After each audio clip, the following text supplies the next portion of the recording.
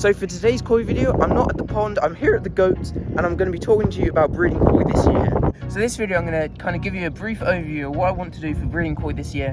Me and my dad are doing like koi breeding for the first time. We've obviously watched a lot of stuff on YouTube and that sort of thing, but we're going to be starting off by doing some karashi koi, and then we're going to do some kishizui, and that is like what I really want to breed. I've got loads of kishizui now that are really good, especially the female. There'll be videos and stuff shown, but I want to be breeding them this year, so that's what we're going to be doing. So like I said, I wanted to do kishizui, but we are opening up, we're doing some karashi koi, because at the end of the day, we have never bred koi before. We've done like goldfish and stuff, but koi is like obviously a bit bigger and they're worth more and more valuable, especially our kishizui. So we're going up with karashi koi and chagoi because they're basically indestructible. I mean, they're very resilient because they're very close to the common carp, and that should be a very good way to start because they're very easy, and if we do get anything wrong, they should be able to take any sort of beating if we do something wrong. We're obviously not going to try to, but things happen, you know. So what I'm going to be starting off with, I think we're going to go for, we are going to go for our big female Deutz karashi koi. There'll be a video on screen. This is an older video, I'm pretty sure, the one I'll be showing. And then we're going to be breeding her with either a male chagoi or a male karashi koi, or both. It really depends how we're feeling at the time, but that's the idea at least, which would be really awesome to get some karashi koi, because I know my dad wants some more Deutz ones. I mean, I've got 3 Deutz karashi koi and a normal one in my pond. And then the kishizui is what I'm really excited for this year, because I've got my big female. Some of you know what I mean, and she is literally the most incredible fish I think I've owned. I've owned like a Deutz goshki that was pretty good, but this kishizui cannot be topped, I think, for what's in the pond. I mean, my dad says we've got a Deutz kigoi that's better, but I don't think this kishizui can be topped. It's so good. And then we've obviously got some males, and they're like budget friendly males. That's what I'm going to describe them as, budget friendly, because at the end of the day you can go and buy like incredible males for like 800-900 quid, but we don't have that sort of money lying around, so we've got 2 slightly smaller males which are kind of the best of both worlds. One's got a really good a zipper, and compared to where the yellow is, a bit similar to the female, but has like one mark on one of the scales is a bit off, which is a bit of a shame, but I think that's the one I might be using because it's got the best yellow pattern. And then the other one is very similar, but also has yellow across a lot of the head as well, so it's very different. But if it all goes well, we could do a second kishizui this morning, because I got 2 big females. The second one we got the females we got at the same time for like 10 quid, about this sort of size, and the second one is really not as good as the first one. It's kind of a bit smaller, it's got really dark yellow, lots of marks across it, so it's not as good, but it's still a kishizui, and it's still a nice fish at the end of the day. I do like it. So that's kind of the idea. We've also got a lot of fish like coming up to breed. I'll talk to you about the kishizui we've got coming up as well. So there's so many kishizui we got last year. We've got a few really small ones. You'll be seeing like old videos of them.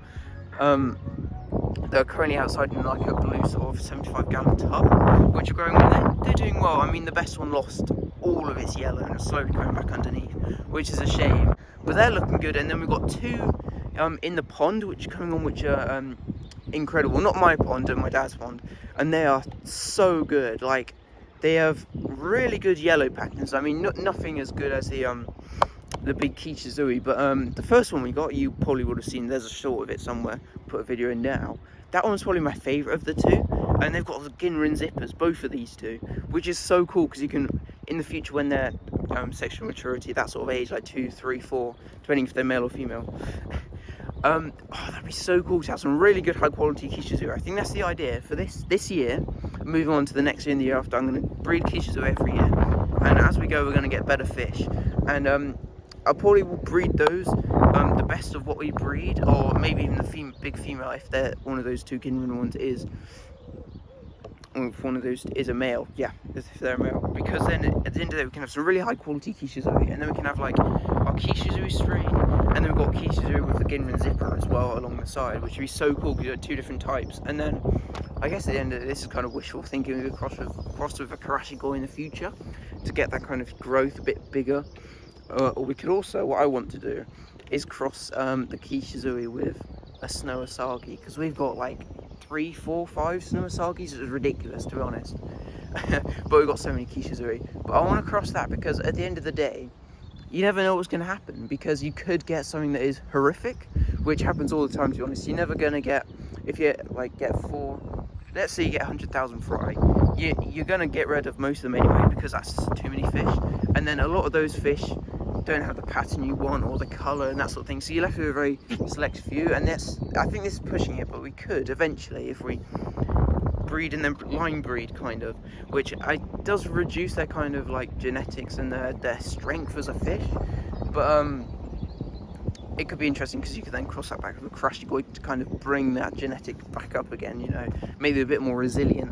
But that's really interesting with the snow asagi sort of zipper. I have no pictures or videos I can show you just because I haven't found anything like this. That's why I want to try it. Or we could get like some key snow asagis if that's a thing, and that sort of thing. It should be really cool. Like, there's a lot of potential, and then going into the next few years, we've got lots of fish we can breed. We've got like a pair of kachaku, which are really awesome.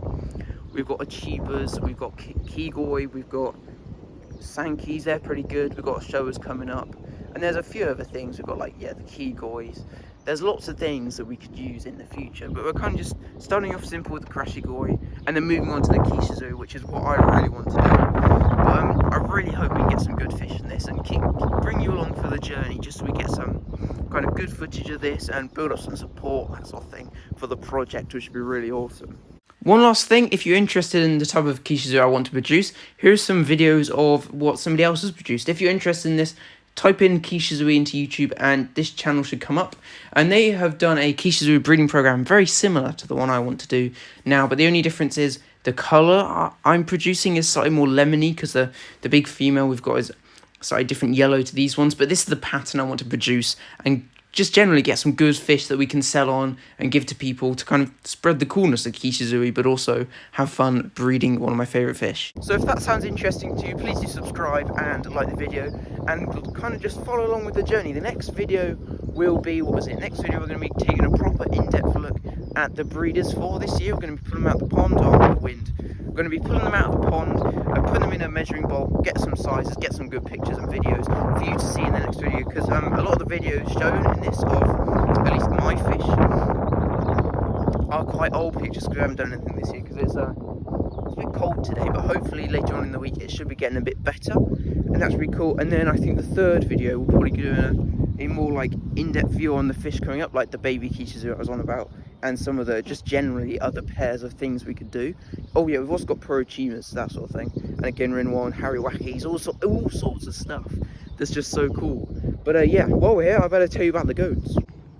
So obviously we've got Oscar over there and we've got Henry over here. They're doing well, they're enjoying their new hay things. They've pretty much emptied them and tipped halfway on the floor, so I'm going to fill those up before we go. But yeah, if you have enjoyed, please subscribe and like, that sort of thing. Leave a comment on what you're most looking forward to this year with the breeding, and leave a comment also if you're doing any koi breeding, because that'd be quite interesting. Anyway, thanks for watching, and I'll catch you guys in the next one.